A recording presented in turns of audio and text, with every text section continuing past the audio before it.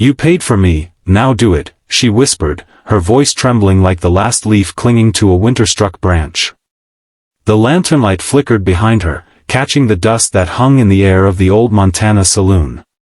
It was 1889, a time when law was as thin as paper and men wrote their own justice. Elias Boone wasn't the kind of man who bought anyone. He was a rancher, quiet, broad-shouldered, the type who could tame a wild horse with a stare.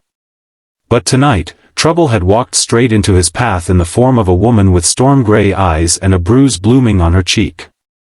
He hadn't planned to step into a bidding war.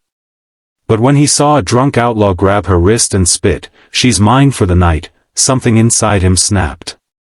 Elias tossed down a stack of coins he'd earned selling cattle that morning. "That should cover whatever debt she owes," he said. The outlaw growled, but the saloon owner nodded. Money talked louder than whiskey and threats.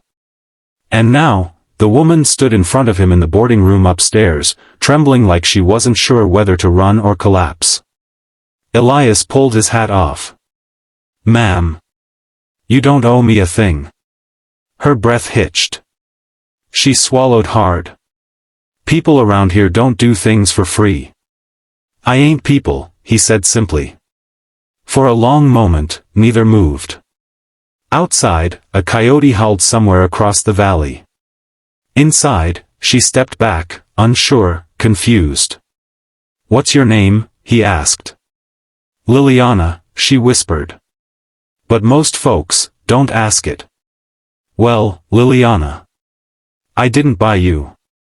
I bought your freedom. There's a difference." Her eyes glistened, but she didn't cry. She looked like someone who'd forgotten how. He turned toward the door. "I'll sleep downstairs. You take the bed." But when he reached the handle, her voice stopped him. "You paid for me, now do it," she said again.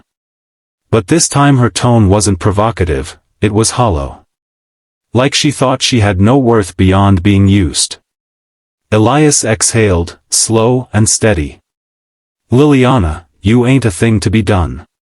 Then he tilted his head. "But if you want help getting out of this town, I can do that." That broke something in her.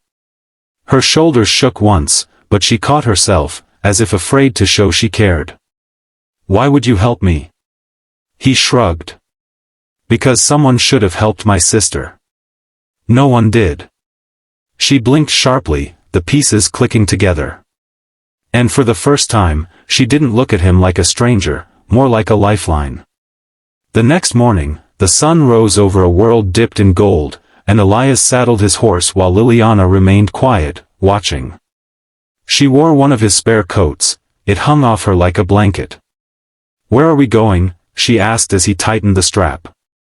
"My ranch. It's safer than town.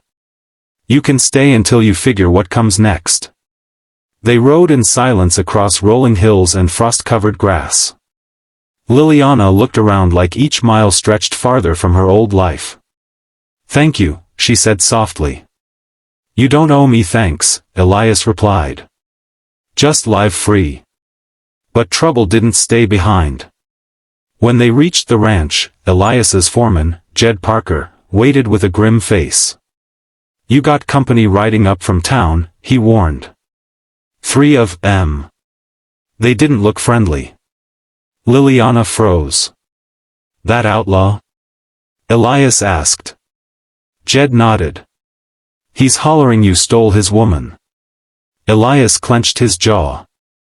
"She ain't his. And she ain't stolen."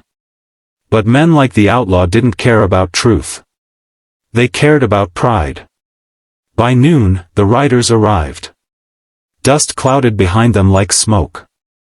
The outlaw at the front dismounted first, face twisted with fury. "You think you can take what's mine?" he snarled. Elias stepped forward, calm as a still pond. "She ain't yours. She chose to leave." "She didn't choose anything," the outlaw spat. "Women don't get choices." Liliana, shaking, stepped behind Elias. He didn't move.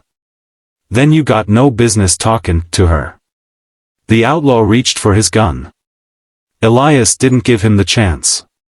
He drew first, but shot the outlaw's hand, not his heart. The gun flew to the dirt. The outlaw screamed. His two companions edged back, unsure. "You ride out of here," Elias warned, voice like thunder. "If you return, I won't aim for your hand next time."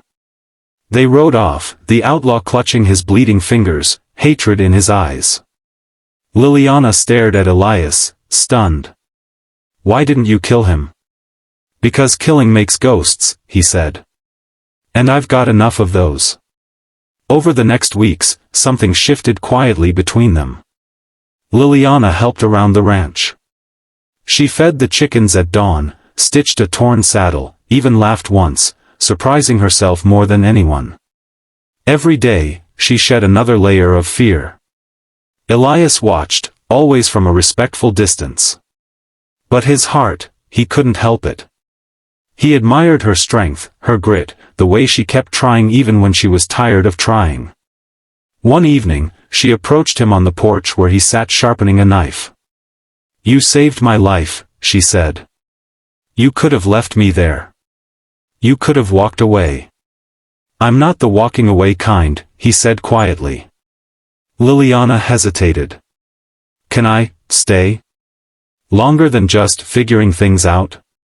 "You can stay as long as you want," Elias answered softly. Her breath trembled, not with fear now, but something tender. "But Elias," she whispered, "what do you want?" The question stunned him. He cleared his throat. "I want you to have the life you choose. And if that life includes me," he met her gaze. "I won't lie, I'd like that." Her lips parted. A soft smile, shy, hopeful, touched them. "For the first time," she said, "I think I'm choosing something for myself." She stepped closer. "And I choose you, if you'll have me." He looked at her for a long, steady moment, then nodded once. "I will." She closed the space between them, resting her forehead against his chest. Elias wrapped his arms around her carefully, like she was something precious, not fragile, but treasured. Spring came early that year. So did their wedding. It wasn't grand, just a small gathering under the cottonwood tree behind the barn. Jed stood as witness, wiping his eyes more than once.